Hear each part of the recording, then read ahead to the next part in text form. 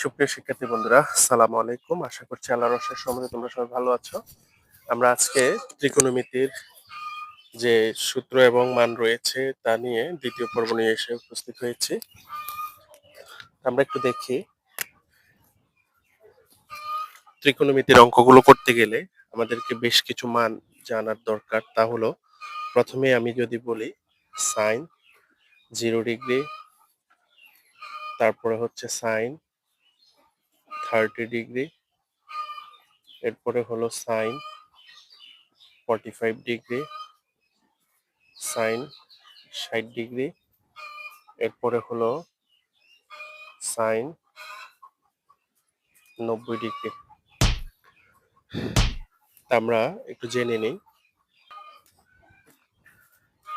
তাহলে দেখি, আমরা জানি সাইন 0 ডিগ্রির মান হলো 0, সাইন 0 ডিগ্রির মান হলো 0, সাইন 30 ডিগ্রির মান হলো হাফ, সাইন 45 ডিগ্রির মান হলো 1/√2, এবং সাইন 60 ডিগ্রির মান হলো √3/2, এবং সাইন 90 ডিগ্রির মান হলো 1।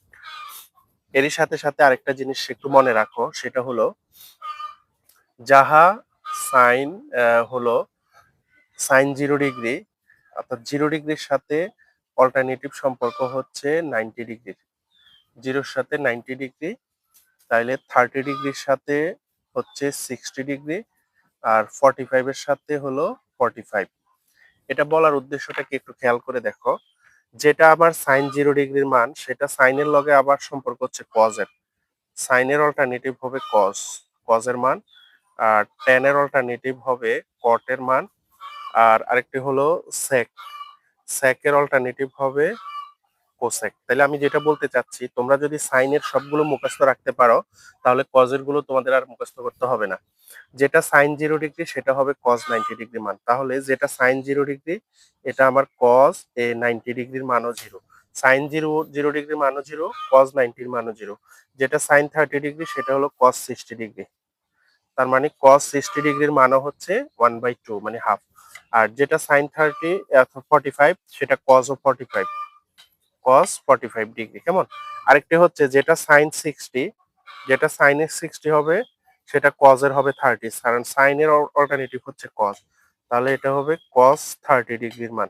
আর যেটা সাইন 90 ডিগ্রির মান সেটা হবে কস 0 ডিগ্রির মান। তাহলে এই রেশিওটা হচ্ছে সাইনের 0 থেকে 90-র দিকে যাবে যে মানটা, আর কজের 0 থেকে 90-র দিকে আসবে উপরের দিকে মানটা।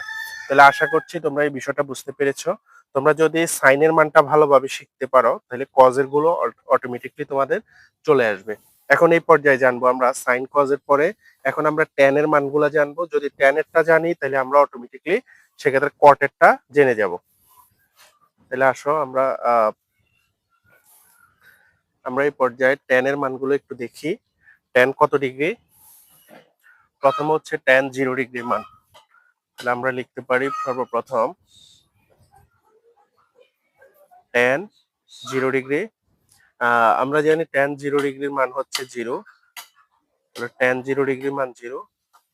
তারপরে হচ্ছে ট্যান 30 ডিগ্রির মান, ট্যান 30 ডিগ্রির মান হলো 1/√3, 1/√3। তারপরে হচ্ছে ট্যান 45 ডিগ্রি, ট্যান 45 ডিগ্রির মান হলো 1। তারপরে হচ্ছে ট্যান 60 ডিগ্রি, ট্যান 60 ডিগ্রির মান হলো √3। তারপরে হলো ট্যান 90 ডিগ্রির মান, ট্যান 90 ডিগ্রির মানটি হলো অসংজ্ঞায়িত, অসংজ্ঞায়িত বা ইনফিনিটি বলতে পারি, অসংজ্ঞায়িত।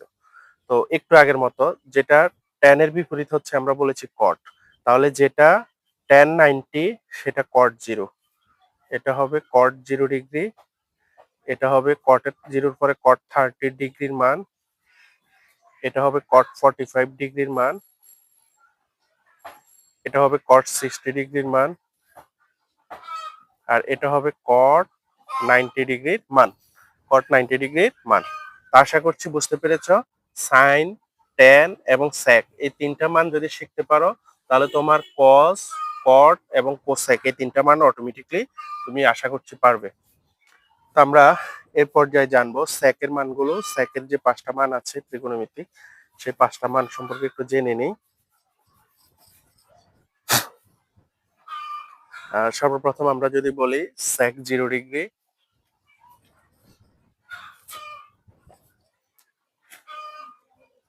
sec 0 ডিগ্রির মান হলো 1। তারপরে হলো sec 30 ডিগ্রির মান, sec 30 ডিগ্রির মান হচ্ছে 2/√3, 2/√3।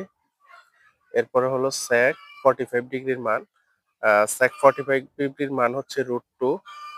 এরপরে হচ্ছে sec 60 ডিগ্রির মান, sec 60 ডিগ্রির মান হচ্ছে 2। তারপরে হচ্ছে sec 90 ডিগ্রির মান, sec 90 ডিগ্রির মান হচ্ছে অসংজ্ঞায়িত বা ইনফিনিটি। এখন আমরা যেটা sec 90 পেয়েছি সেটা হবে cosec 0, সেটা হবে cosec 0 ডিগ্রি। যেটা sec 60 সেটা হবে cosec 30, cosec 30 ডিগ্রি।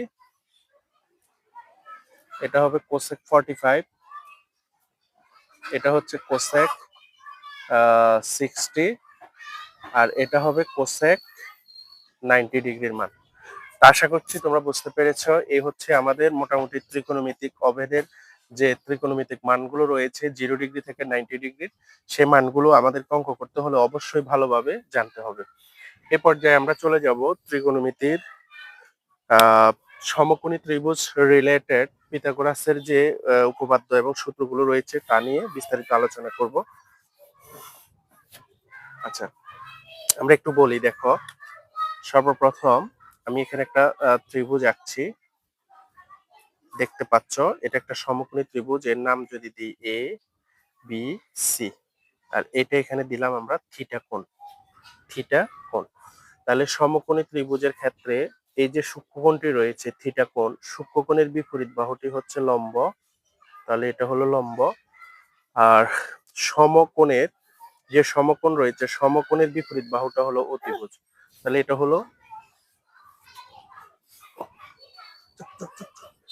এটা হলো অতিভুজ। তাহলে লম্ব অতিভুজ চলে গেলে আর এটা হবে আমাদের ভূমি। এখন এই চিত্রটার আলোকে আমরা এখানে কিছু সূত্র লিখব। 3টে সূত্র মূলত ভালো করে মনে রাখবে। একটা ছন্দ আছে। প্রথম ছন্দটি হলো সাগরে লবণ অনেক, সাগরে লবণ অনেক, দ্যাট মিনস সাইন থিটা সমান, সাগরে লবণ অনেক যেহেতু সাইনে সাগরে হচ্ছে সাইন থিটা, লবণে হলো লম্ব, আর অনেকে হলো অতিভুজ। তার মানে সাইন থিটা ইকুয়াল টু লম্ব বাই অতিভুজ। তো সাইন থিটা যদি লম্ব বাই অতিভুজ হয়, সাইনের বিপরীত আমরা জানি কোসেক। তাইলে তাহলে কোসেক থিটা হবে এর উল্টাটা, অর্থাৎ অতিভুজ বাই লম্ব হবে, অতিভুজ বাই লম্ব। তাহলে প্রথমটি হচ্ছে সাগরে লবণ অনেক, মানে সাইন থিটা ইকুয়াল টু লম্ব বাই অতিভুজ। আর সাইন থিটার বিপরীত হচ্ছে কোসেক, কোসেক থিটা হবে তাহলে অতিভুজ বাই লম্ব। এই চিত্রের আলোকে আমরা যেটা লিখলাম। তাহলে এখন দেখো 2 নাম্বার ছন্দটি হচ্ছে, এটা তোমরা লিখে নিবে অবশ্যই। 2 নাম্বার যে ছন্দটি, 2 নাম্বার ছন্দটি যদি বলি সেটি হলো কবরে ভূত অনেক, কবরে ভূত অনেক, কবরে ভূত অনেক। কবরে হলো কস থিটা ইকুয়াল টু, ভূতে হচ্ছে ভূমি, আর অনেকে হলো অতিভুজ। তাহলে cos থিটা হচ্ছে ভূমি বাই অতিভুজ। cos থিটা যদি ভূমি বাই অতিভুজ হয়, cos থিটার বিপরীত হচ্ছে sec থিটা, sec থিটা হবে আমাদের অতিভুজ বাই ভূমি। তার মানে এটা উল্টে যাবে, হ্যাঁ, অতিভুজ বাই ভূমি। তাহলে এই দুইটা গেল, দুইটার মাধ্যমে আমরা 4টা সূত্র মনে রাখবো। এরপরে হচ্ছে 3 নাম্বারটি।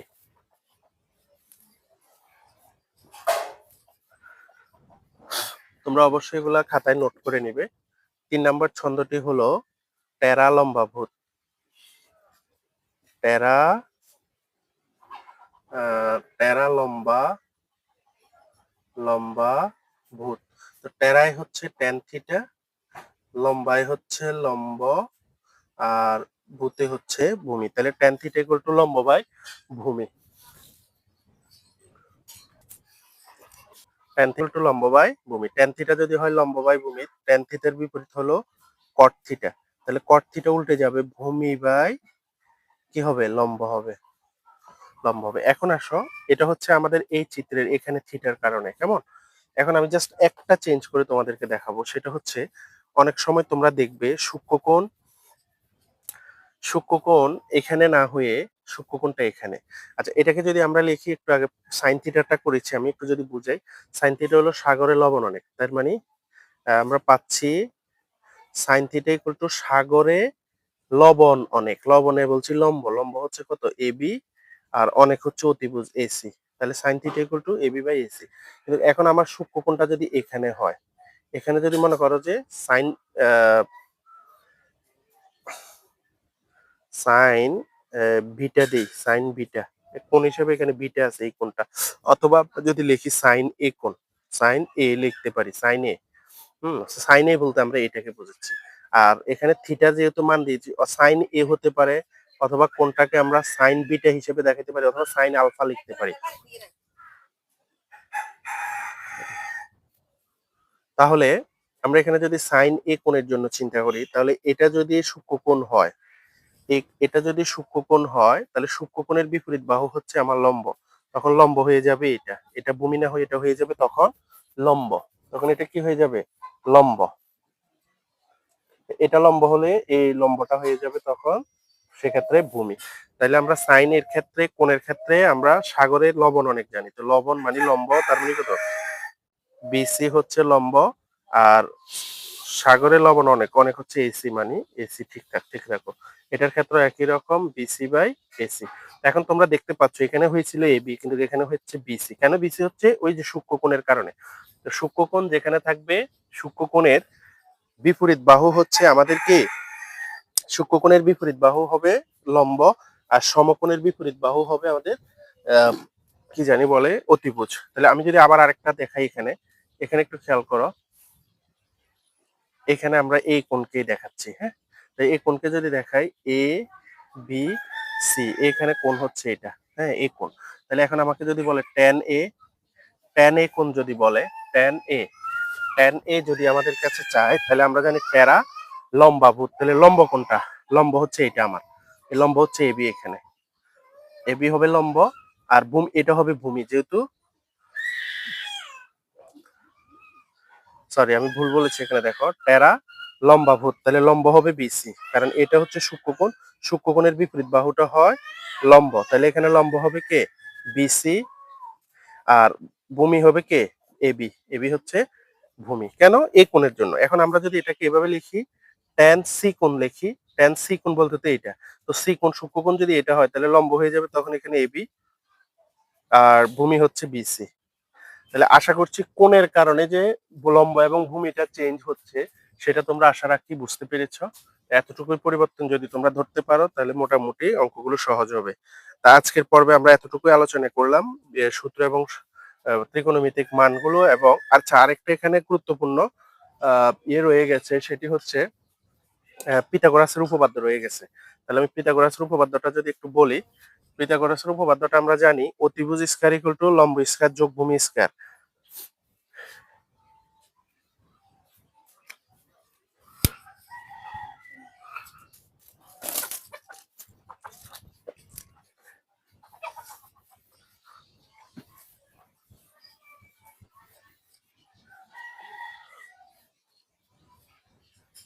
আমরা যদি এখানে একটু আলোচনা করি, দেখো আমি এখানে একটা সমকোণী ত্রিভুজ আঁকছি, সমকোণী ত্রিভুজের এ বি সি, এখানে বি কোণ হচ্ছে 90 ডিগ্রি, আর সি হচ্ছে থিটা কোণ, সি কোণ। তাহলে এই ত্রিভুজের ক্ষেত্রে এটা হচ্ছে আমার লম্ব, এবি হচ্ছে লম্ব, এটা হলো অতিভুজ, আর এটা হলো ভূমি।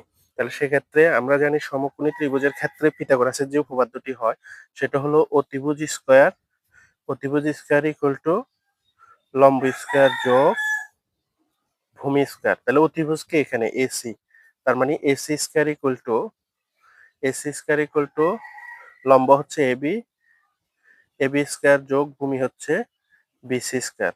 তাহলে এটাকে আমরা এভাবে লিখতে পারি এসি ইকুয়াল টু, যেহেতু এখানে স্কয়ার আছে, স্কয়ার উঠে গিয়ে এদিকে রুট চলে আসবে, root over of AB square plus BC square, BC square. এখন আসো এটাকে, তাহলে অতিভুজ সমান হচ্ছে এসি, হ্যাঁ, AC equal to root over of AB square plus BC square, এটাকে এভাবে লেখা যায়। আচ্ছা, আরেকটা বিষয় হচ্ছে, হ্যাঁ এটা হচ্ছে তাহলে 1 নাম্বার একটা সূত্র, খেয়াল রাখবা। এখন এটাকে ধরো আমি মুছে দিলাম, এটা হলো 1 নাম্বার। 1 নাম্বারটা আমরা কোটেশন করে এখানে একটু লিখে দিচ্ছি। দেখো এখানে যদি একটু আমি লিখে দিই, তাহলে আমরা কি পেয়েছি, অতিভুজ মানে AC equal to root over of লম্ব স্কয়ার, লম্ব হলো এবি স্কয়ার প্লাস ভূমি হচ্ছে বিসি স্কয়ার, এটা হলো 1 নাম্বার সূত্র পেয়েছি।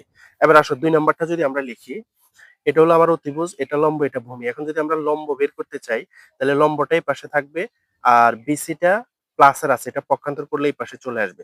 তাহলে আমরা এক পাশে পাচ্ছি কাকে, এবি স্কয়ার কে, এবি স্কয়ার এক পাশে থাকলো, আর বিসি এটা যেহেতু প্লাসের আছে, এটা এদিকে আসলে এসির সাথে মাইনাস হয়ে যাবে। তাহলে এসি স্কয়ার মাইনাস এখানে বিসি স্কয়ার। তাহলে এখানে যদি আমরা এবি কে বের করতে চাই, তো এবির উপরে স্কয়ার আছে, এটা এদিকে সে রুট হয়ে যাবে।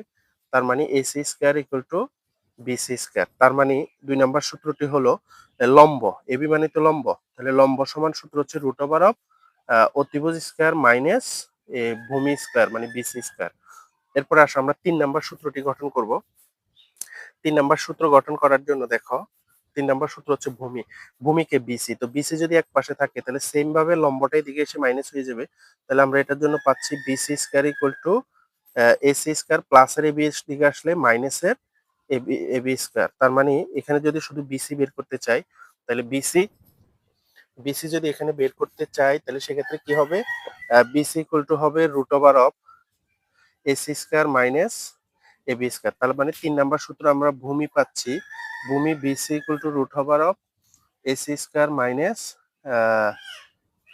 এবি স্কয়ার, হ্যাঁ, এ ভি স্কয়ার।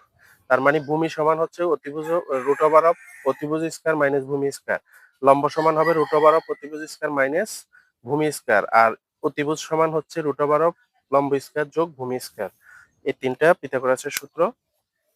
তো ঠিক আছে, আজকের পর্বে এখানেই বিদায় নিচ্ছি। সবাই ভালো থেকো, সুস্থ থেকো, আল্লাহ হাফেজ।